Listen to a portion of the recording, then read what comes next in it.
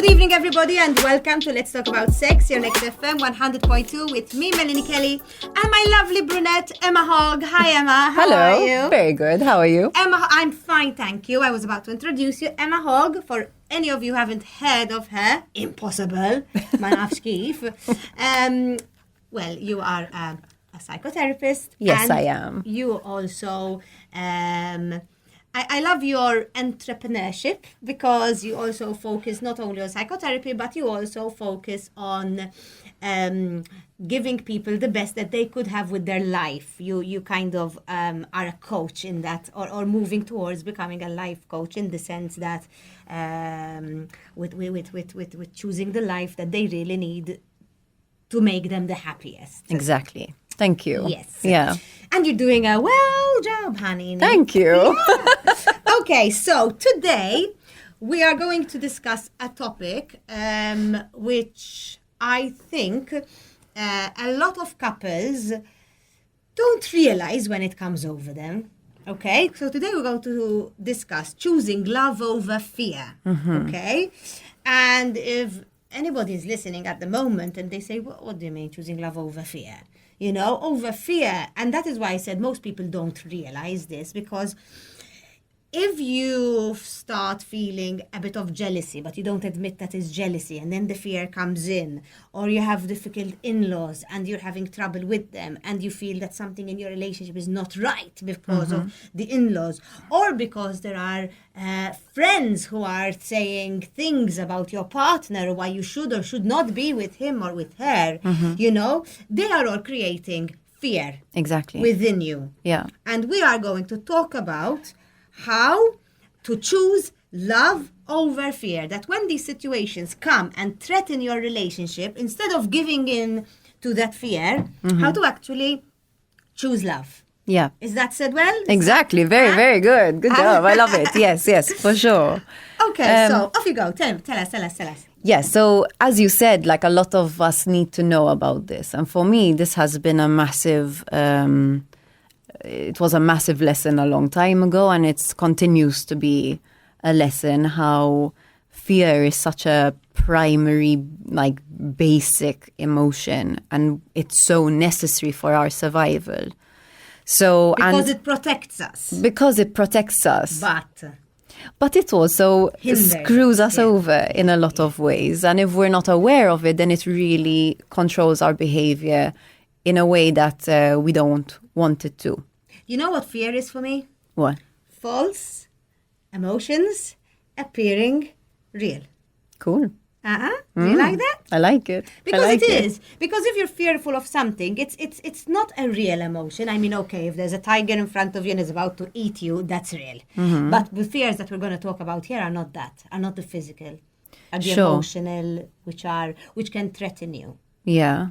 So. Oh, I see what you mean. So you're saying it's like, it's not necessarily threatening in that moment. Yes. Okay. Maybe in the long run, yes. Yeah. But, okay. You know. Yeah, that makes sense. Yeah. Cool. Carry on. Okay. So basically, I want to speak about how we all have the evolutionary need to belong. Okay. So we're animals, and we're pack animals. Right? Yes.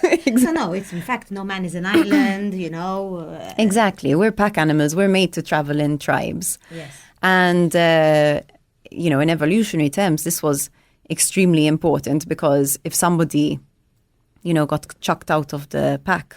Yes. Because they did something that in fact, that pissed off the others. That was the punishment, in fact. So they knew so much that as a human race, we always needed to be in a pack.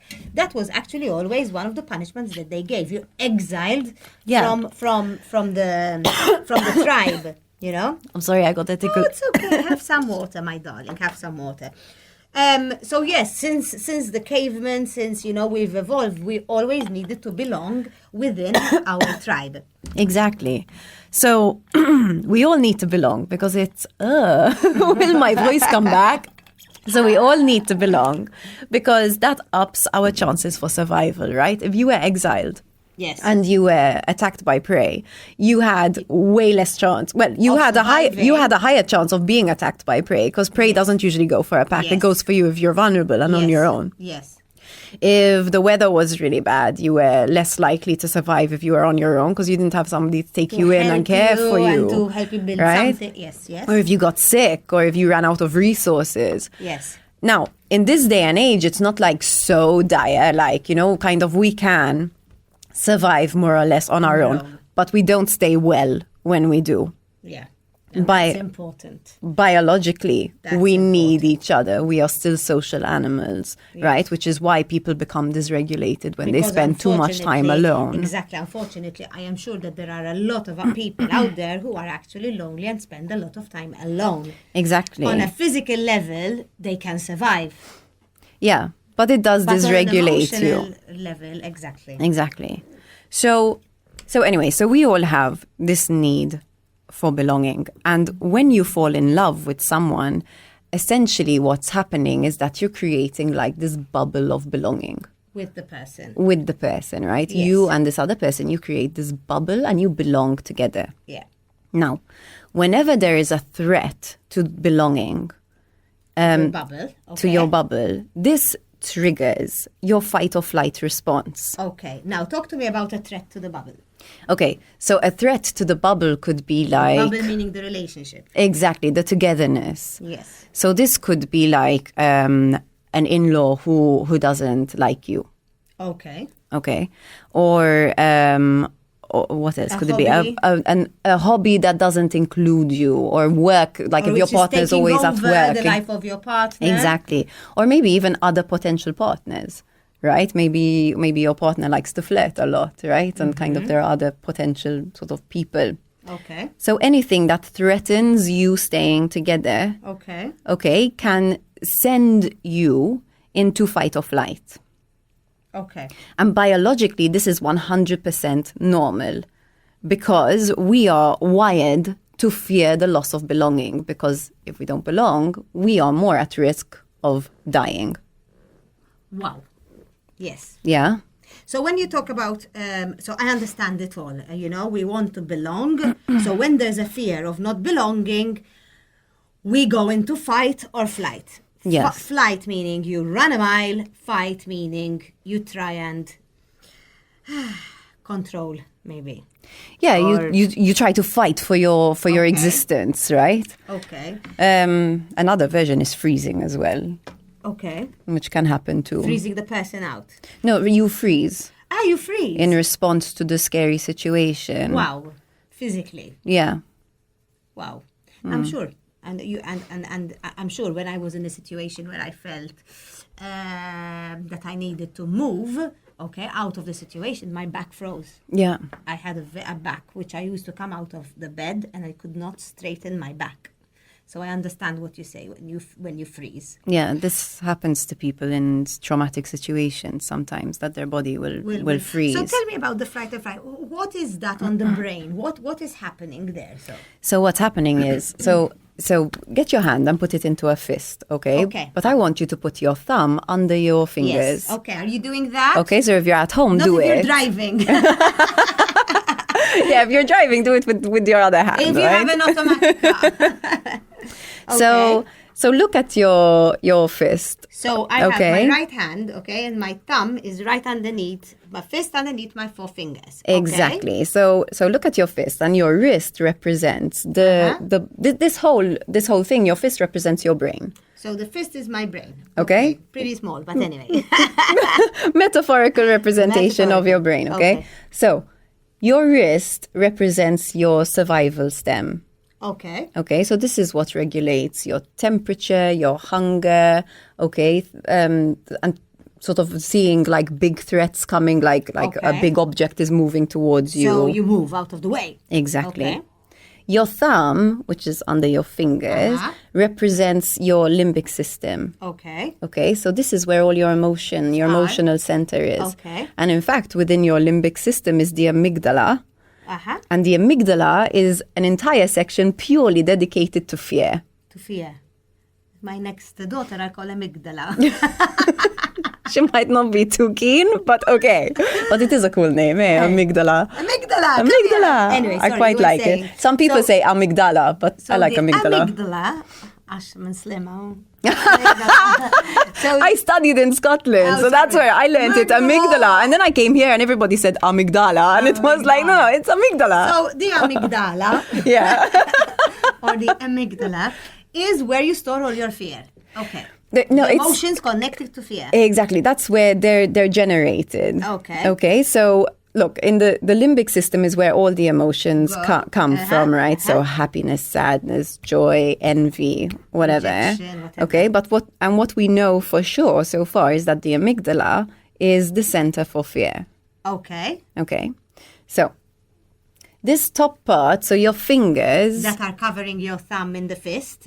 exactly, they cover the thumb, and your middle two fingers Okay. are actually connected to your survival stem as well. Okay, Right? because when we're putting a fist, not if you have the small fingers that I do, but anyway. It's connected to Yes. to your palm, Yes, right? yes. And that is getting information from your survival stem. Uh-huh. Okay, so this is your cortex. Your fingers represent your cortex. Okay. This is the newest part of the brain in evolutionary terms. Okay. So this is the part that makes us human. Okay. And it's what allows us to empathize, to have compassion, to forward think, to plan. Okay. Okay? So it's what helps us to make good decisions. Uh-huh. Okay?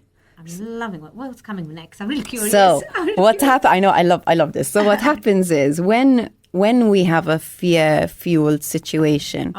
Okay, like for example, you have a mother-in-law who is clearly cold towards you. Okay, acts like she's nice, but is clearly cold. Or another girl your boyfriend is looking at. Or Exactly. your husband is looking Exactly. Okay. Your fight or flight, your amygdala What starts receiving a lot of oxygen Okay. and blood. Okay. So your survival stem and your limbic system, Starts receiving a lot of the signals. lower two parts of the brain, which remember have been super well trained because evolutionary, they're the oldest parts of the brain. So they work super effectively. Okay. They're there to keep us alive. Yes. The cortex is less well trained. Okay. Okay. It's newer. Okay. In fact, the first two parts of the brain, when we're in the womb, when we're born, are developed. Okay. But the cortex doesn't develop until you're like a year and a half to when you're 3 years old.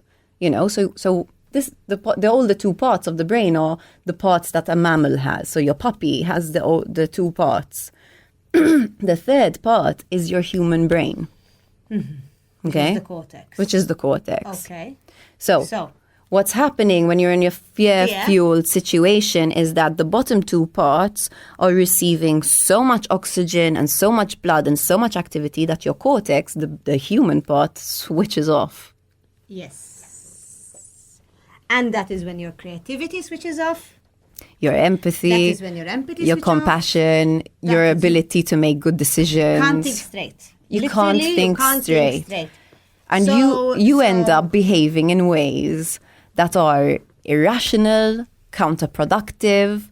Okay, so for example, if I love that. So you gave me that because I remember plenty of times, especially in my teenage years, or not teenage, a bit later on, my 20s, where I would be totally in love with a boyfriend, and then I would get really jealous that there's another girl, and I just go mad. yes, I used to, not now, but Yeah. I used to act in manners that later on I used to say, oh my God, did I do that? exactly. So it's because your fear takes over your front cortex and hence Exactly. you're not clear anymore. Exactly.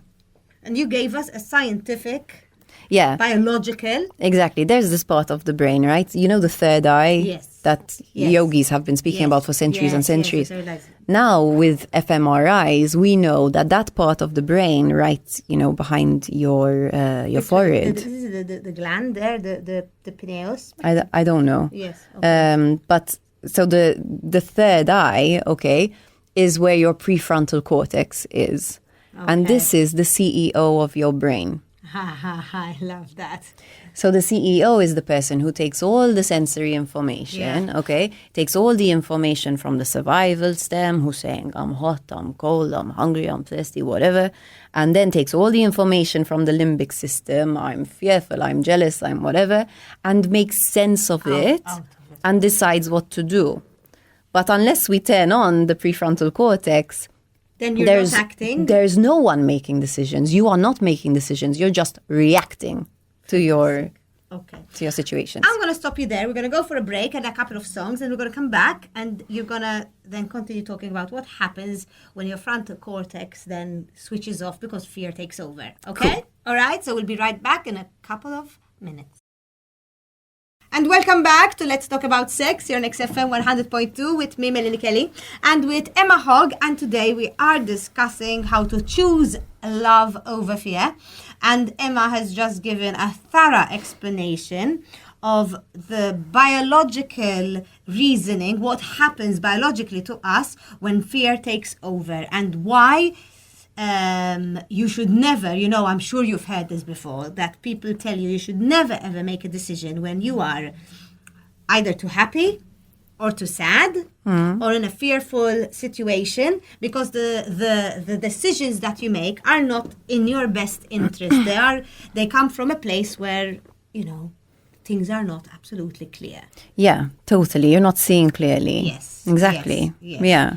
So anyway, we're talking about the fight or flight mode, that you go into when you see a threat to your relationship. Exactly, and what happens? And we were going to mention how when you're in that state, you end up behaving in ways that are counterproductive to what you actually want, right? So, for example, if you suspect that your partner is interested in someone else, you end up trying to check his messages, check his emails, go through his stuff. You basically invade his privacy.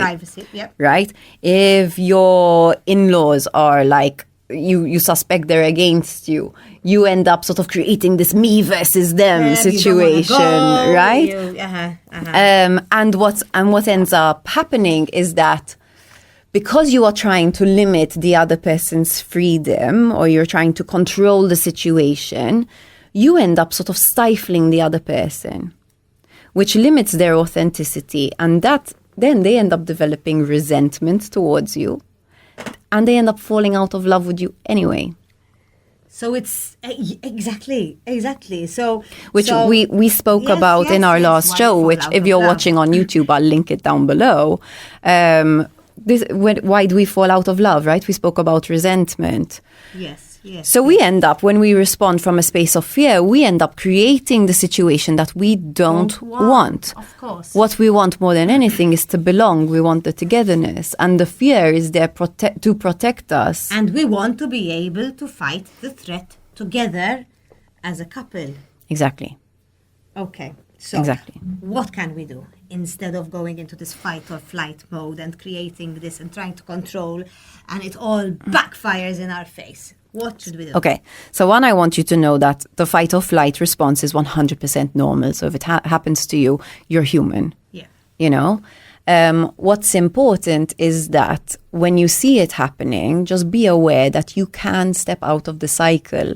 I like to call it the cycle of fear. Mm-hmm. Right? Because when you get stuck in it, then you sort of create, then it triggers your partner's fear, and then you sort of get trapped in this cycle of fear. Yes. But you can step out of it when you notice it happening, and you can choose love instead. Okay. So to choose love, there are two things you need to do. One is you need to develop safety with yourself. And two, you need to develop safety with your partner.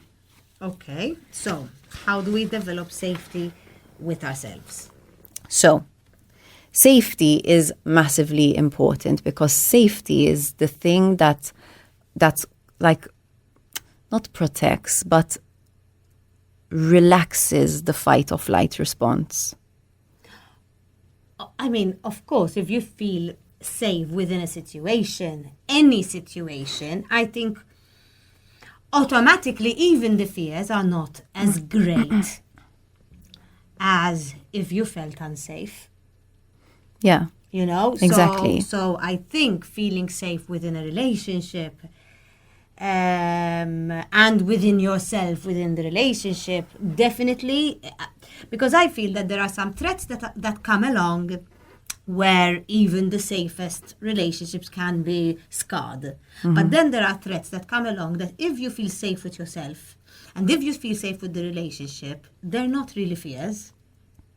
I'm losing you a bit. Because if you feel safe with yourself and you feel you're safe within your relationship, then if somebody else comes along, let's say, and he starts looking at another woman, you feel so safe within yourself and within your relationship that you don't even go to the fight or flight because you're already in a safe place and you can discuss it. So this is 100% on point.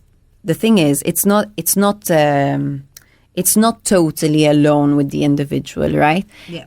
But we have to start from safety within the self. So it's not totally with the individual, because at the end of the day, you can feel very self assured. You can love yourself. You can have a very good relationship with yourself.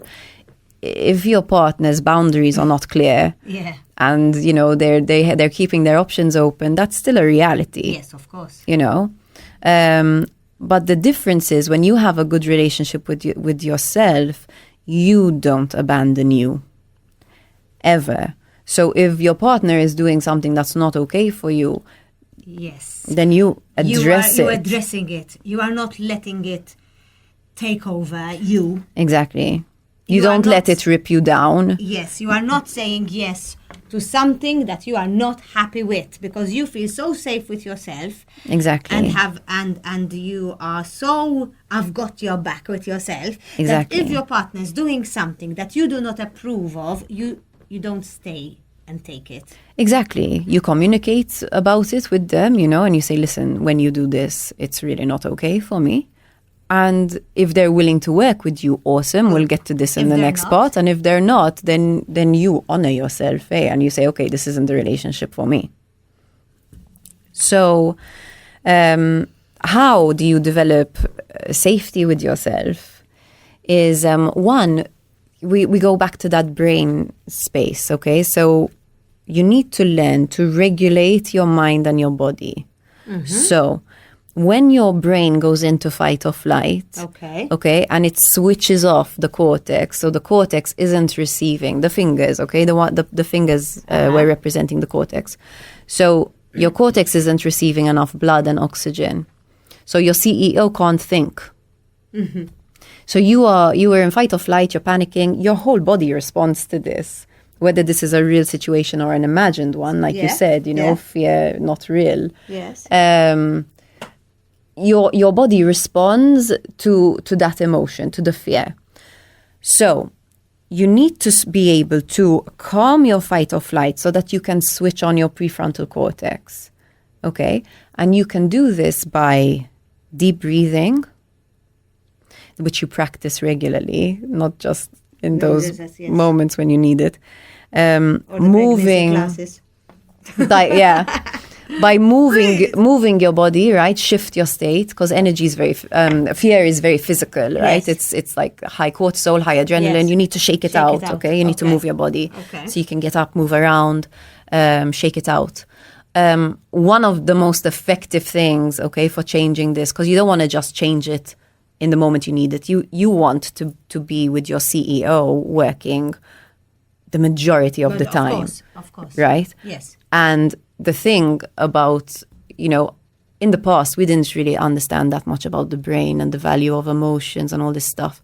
So the majority of people are walking around with the bottom two parts of the brain mostly active and their cortex not that active.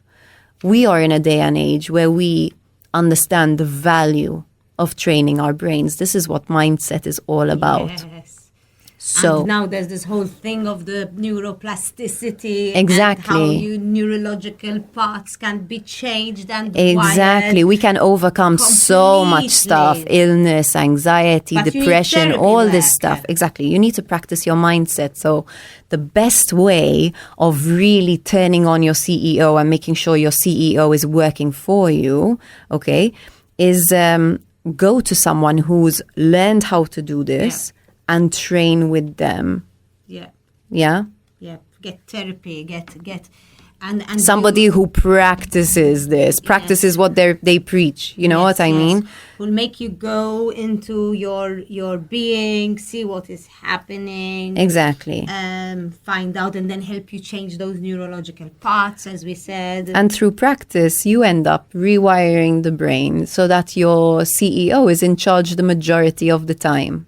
And if your CEO is in charge the majority of the time, then you build a relationship with yourself where you do not allow previous situations that used to crush you.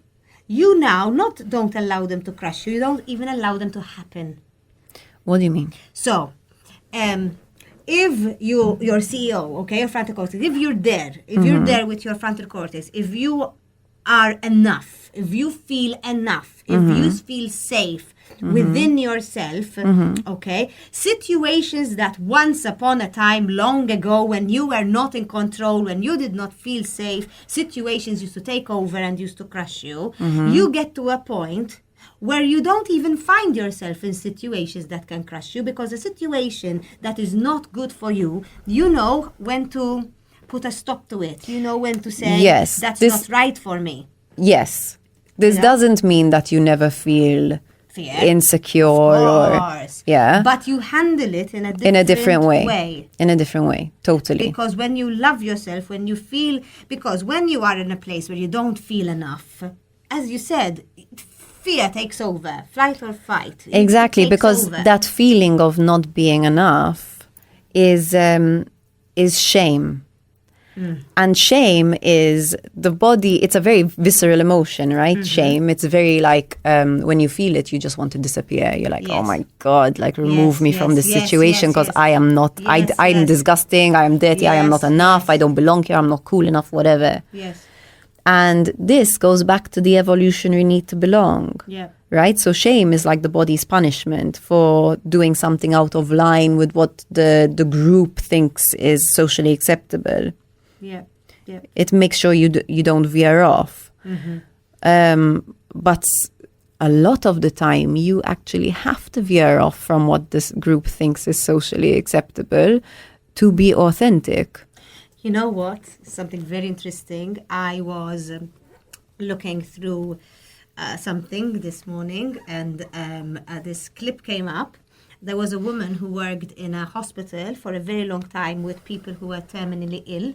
So she was in a hospital where people were dying, and she heard a lot of stories, and she actually wrote a book, okay, which is called The Top Regrets of the Dying. Okay. Okay. And one of the top regrets is, apart from I worked too much, I did not allow myself to be happy, but one of them was the idea that they lived most of their life living up to others, people's expectations of them, rather being authentic to themselves, which is what you just said now. Exactly. You know? The authenticity. How it is important to be authentic to yourself. That if you are in a situation where something does not sit right with you, you are not expected, or do not expect yourself to live up to the expectations of other people. Exactly, because that makes you miserable. Yes. That makes you, it kills you inside, like, because you lose the excitement. Exactly, you lose you and the excitement for life. So authenticity is everything. Knowing who you are, having this good relationship with yourself is the basis for everything. And when you have a good relationship with yourself, you like yourself, you nourish yourself, you nurture yourself, you value what's important to you, you know, and you value it, you give it importance. Then you trust yourself. And when you trust yourself, your body and your mind are able to regulate. You can be in that safe space more often. You're not constantly in it because there are silly things like lack of sleep, or like if your day is spent mostly in urgency, that will and there are phases trigger where you you're into busier than other phases. Exactly, and those will send you more into fight or flight. But you can always regulate. And exactly, you come back, right, with practices like yoga and meditation and therapy, understanding yourself. So now my next question, okay, is going to be how we know how to develop safety with yourself, how to develop safety with your partner. But we're gonna go for a couple of songs, okay? And we're gonna be right back. Okay. All right. And welcome back to Let's Talk About Sex here on XFM 100.2. But tonight we are not talking about sex, Emma. We are talking about choosing love over fear within a relationship. And how we've explained a lot in the first two parts, how when we are in a relationship and a threat comes along, we spoke about how we go into fight or flight. And you are now explaining to us how to remove ourselves from going into fight or flight and how to kind of tackle the situation in a different manner. So exactly, to develop safety within yourself. Exactly.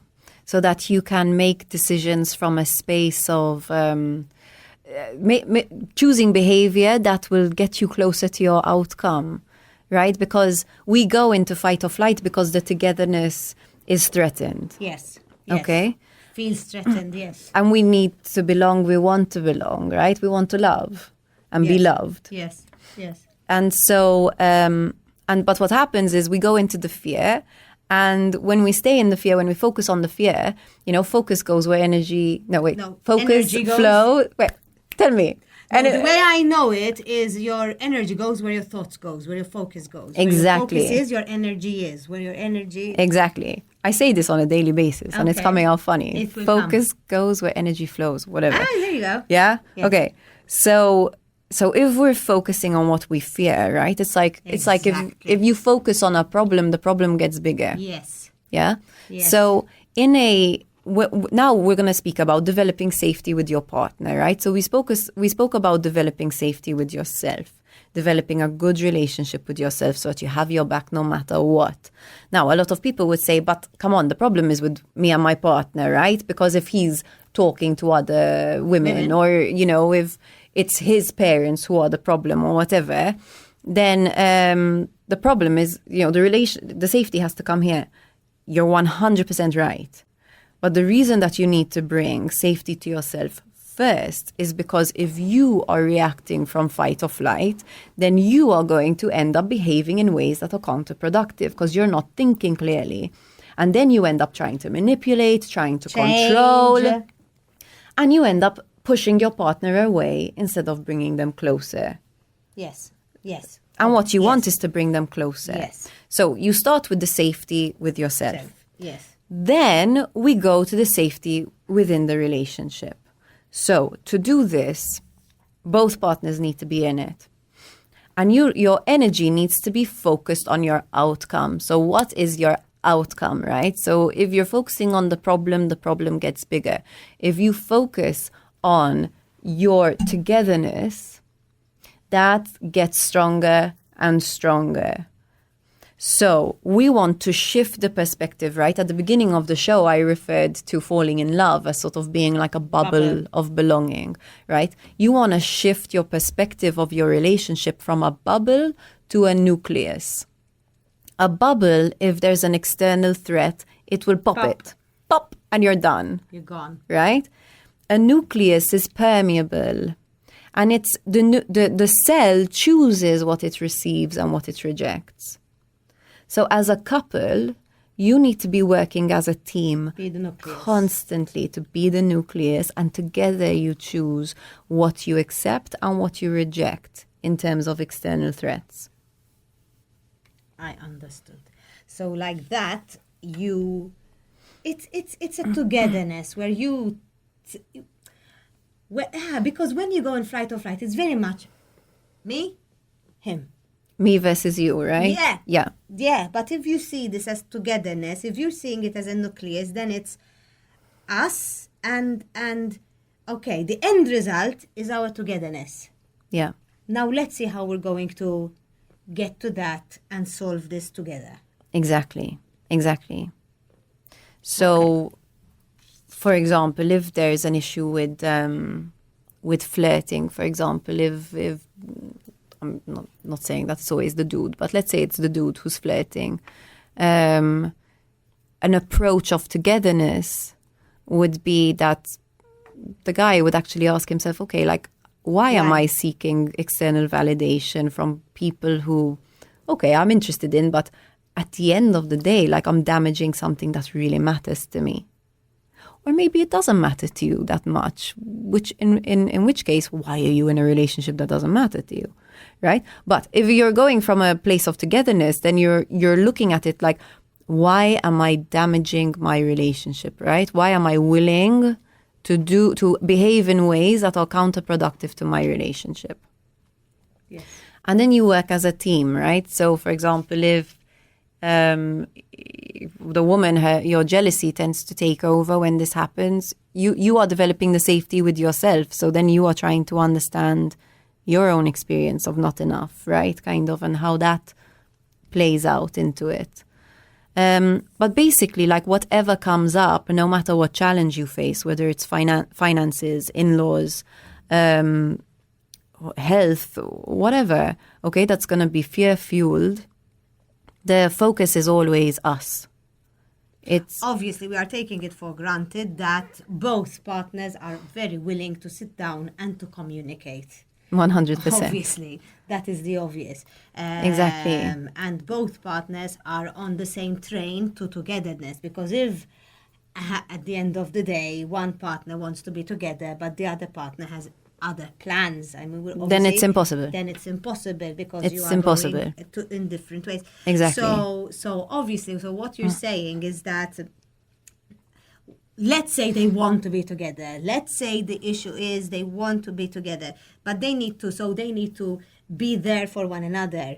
They need to communicate to one another. They need to spend time with one another. Exactly. Be present for one another. So you focus your outcome always on what you want, right? On what you want your relationship to be, not what you hope it is, what you really want it to be.